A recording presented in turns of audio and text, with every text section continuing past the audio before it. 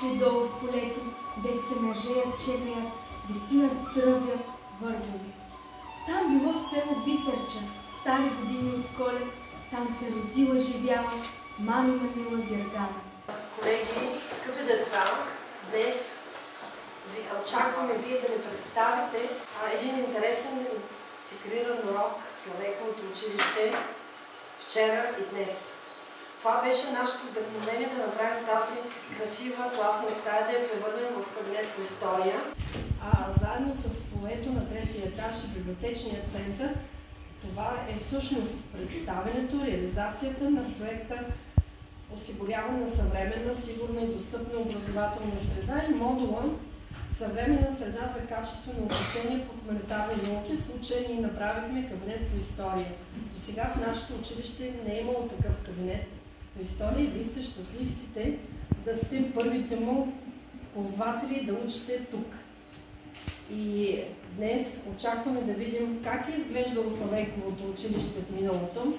Това е един труд, който абсолютно всички ние вложихме в рамките на около месец. Пети Б клас беше разделен на 5 групи, като всяка една от групите си имаше поставена задача. Първата група трябваше да проучи как са набрани средствата, от кого и къде съответно е построена Славейковата школа. Втората група трябваше да проучи кои са предметите, които са се изучавали в Славейковата школа в Трявна, което е открито в 1839 година. Третата група какви са били наказанията. И четвъртата група трябваше да говори за първите ученически бележници. Петата за годишните изпити и днес съответно всеки един от вас накрая ще положи годишен изпит, като на дъските, които са с калемите на вторите чинове, на първите чинове, които са съндъчетата с пясък и на третия и на четвъртия чин, който има с перо, ще напишат имената си на кирилица, която ще заредя в края на часа. Откъде сме използвали материали? Това са спомените на Виолета Атанасова, които са за Славейковата школа и Славейков като учител, първият училищен правилник, същевременно и спомените на двама от учениците на Петко Рачов Славейков, това са Даскалов и Геннадия. Втората група от ученическите задължения имат ясно изразен нравенство, възпитателен характер и представляват морален кодекс на учениците.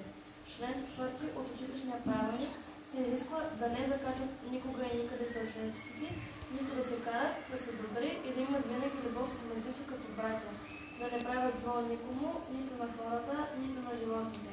Поведението им да бъде благочинно, както и да говорят навсякъде винаги истината. Славейков твърде много се занимаваше с той, често пъти не държеше да там разказва Даскалов, негов ученик. Почивката безпосушнащите се зъбени черноводци посветила да извърт властни съзивания. Те прибирават обикновено в игри, които и самият Славейков участва напълно равноправно.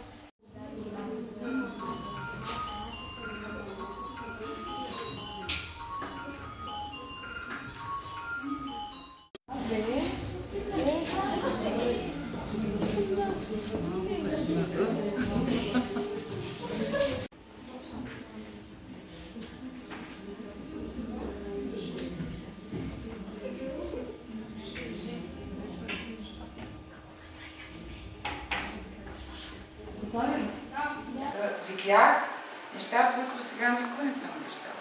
Това с пясъка, я ми покажете как да се напиша азбука. Бъркаме в пясъка и пиша. И така само свързат в пясъчни. Супер, бяхте прекрасни, аплодисменти за вас.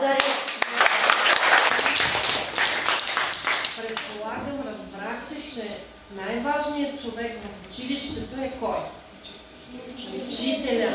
Учителя. Без учителя детето не прохожда, не проглежда, не може да чете, да пише. Учителят е най-важният. Така че, за да не стигаме до Славейковите порицания на простъпките, бъдете уважителни към учителите, обичайте ги, учете се и на годишните изпити да се представите отлично.